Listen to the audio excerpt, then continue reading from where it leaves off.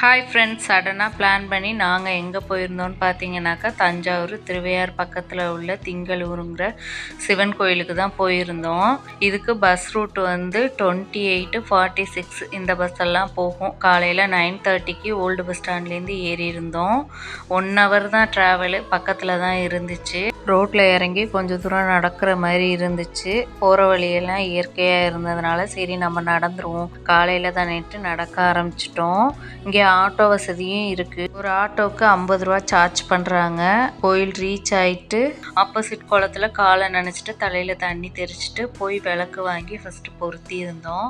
அப்புறம் அர்ச்சனை தட்டு வாங்கிட்டு கோயிலுக்குள்ளார போய் திருப்தியாக அர்ச்சனை பண்ணி சாமி கும்பிட்டுட்டு வந்துட்டு, சின்ன பிள்ளைகளெல்லாம் எங்கே போனாலும் சாப்பாடு எடுத்துகிட்டு போகிறது மாதிரி இப்போயும் சாப்பாடு எடுத்துகிட்டு வந்து இட்லி தக்காளி சட்னி பொடி வச்சு சாப்பிட்டுட்டு கிளம்பிட்டோம். யாரெல்லாம் இப்படி சாப்பிட்ருக்கீங்கன்னு கமெண்ட் பண்ணுங்கள். தேங்க்யூ ஃபார் வாட்சிங்.